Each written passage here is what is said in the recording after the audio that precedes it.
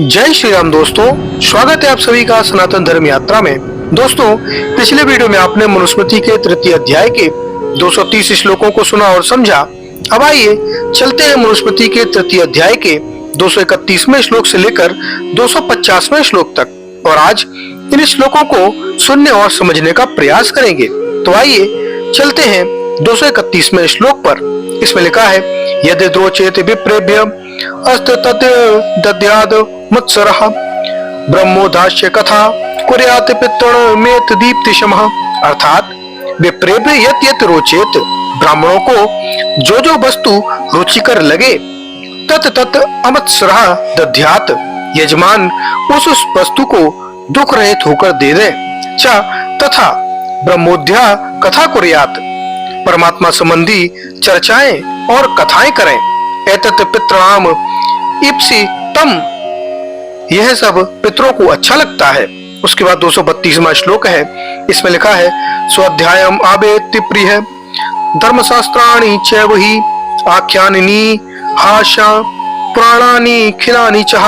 अर्थात पितृ श्राद्ध में स्वाध्यायम च धर्मशास्त्राणि, वेद और धर्मशास्त्रों की आख्यानानि इतिहासान पुराणानि च खिलानि श्रावयेत, कथाओं, इतिहास, पुराणों तथा खिलचूकों यानी शिव संकल्प श्री सूक्त आदि को सुनाए, अर्थात सुनाने की व्यवस्था करें।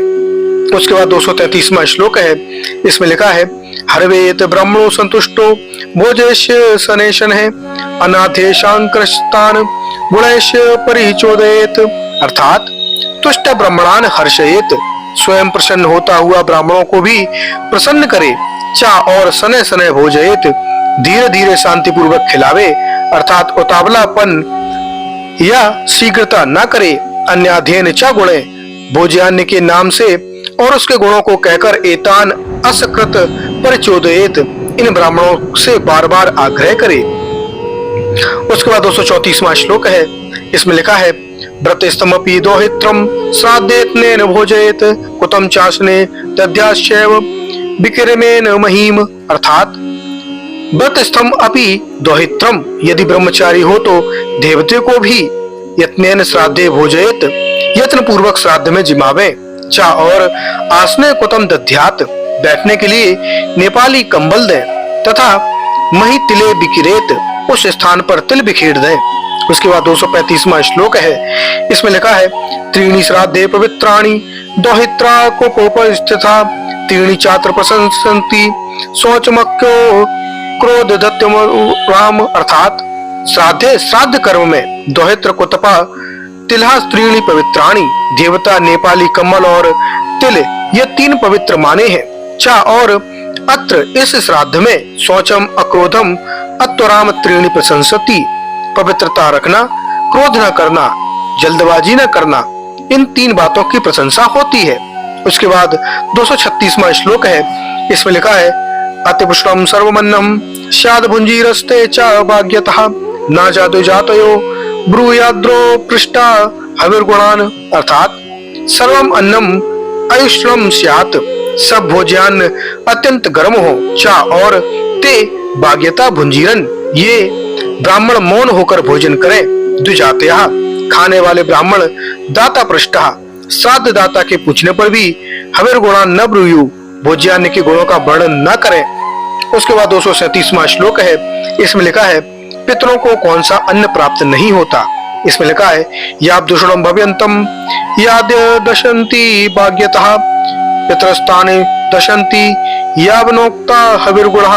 अर्थात यावता अन्नम उष्णम भवति, जब तक अन्न गर्म होता है, यावत भाग्यता अन्न, जब तक ब्राह्मण मौन होकर भोजन करते हैं, यावत हविर्गुणा न उक्ता, जब तक खाने वालों के द्वारा अन्न के गुणों का वर्णन नहीं किया जाता। पितर तावता अशनंती, पितर लोग तभी तक अन्न को खाते हैं, अन्यथा वह अन्न पितरों के पास नहीं पहुंचता।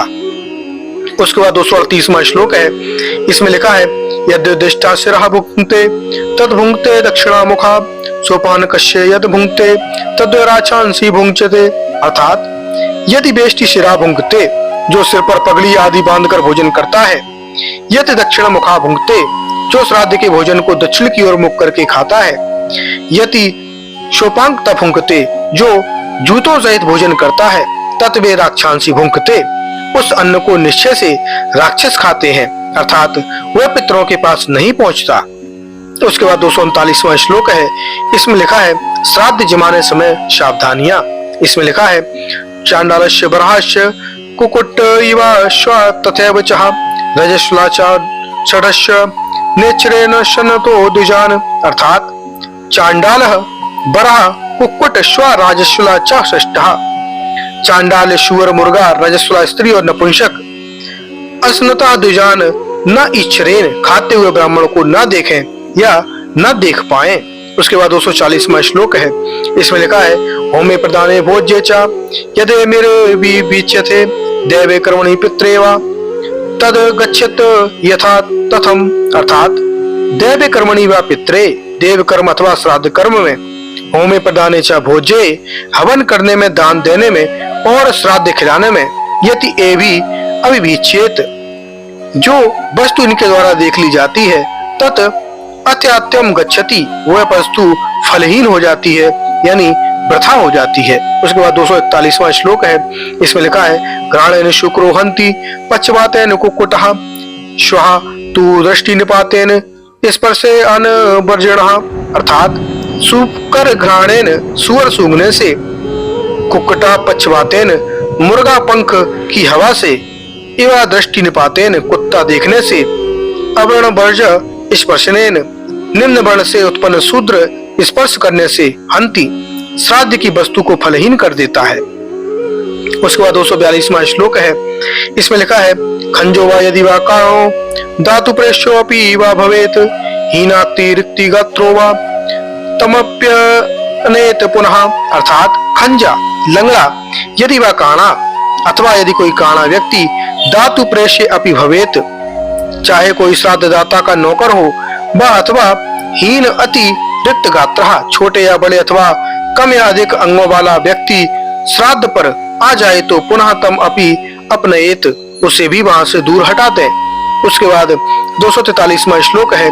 इसमें लिखा है ब्राह्मणं भिक्षुं वापि भोजनार्थ मुह उपस्थिति ब्राह्मणे मुज्ञातः शक्तिता प्रति पूजयेत, अर्थात भोजनार्थम उपस्थितम ब्राह्मणम व भिक्षुकम अपि, भोजन की इच्छा से आए हुए किसी अन्य ब्राह्मण और भिखारी का भी ब्राह्मण अभिनुज्ञातः, श्राद्ध में निमंत्रित ब्राह्मणों की अनुमति लेकर शक्तिता प्रति पूजयेत, यथाशक्ति सत्कार कर दें। उसके बाद 244वां श्लोक है श्राद्ध में अन्य भाग।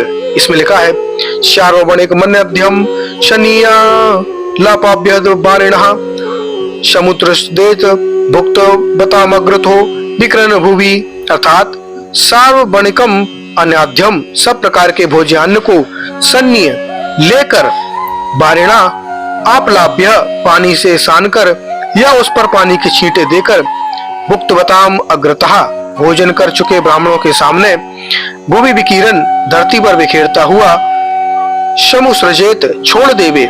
उसके बाद 245वां श्लोक है। इसमें लिखा है असंस्कृत प्रतीतानाम त्यागिनाम कुल योगिशाताम उशिष्टम भागेध्यम स्याद हृदयेषु विकृष्य यः, अर्थात या धर्मेषु विक्रा उच्छिष्टम, जो कुशासनों पर बिखेरा गया है वह झूठा अन्न।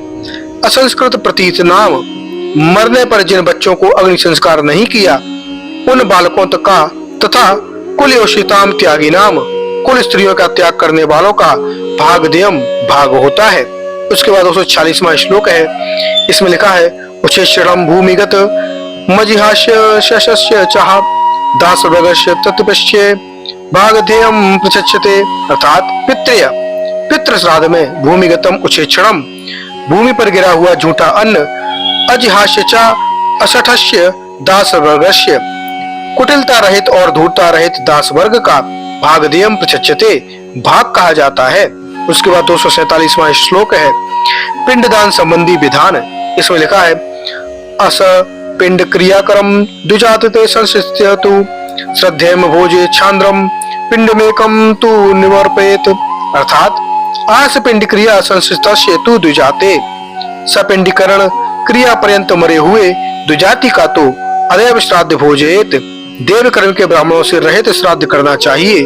तू और एक पिंडम निवर्पेत, केवल एक ही पिंड दान करें। उसके बाद 248वां श्लोक है, इसमें लिखा है सह पिंड क्रियाम तू कृत्यामश्य धर्मतः अनैवताव्रतः कार्यम पिंड निर्वणम सुतः।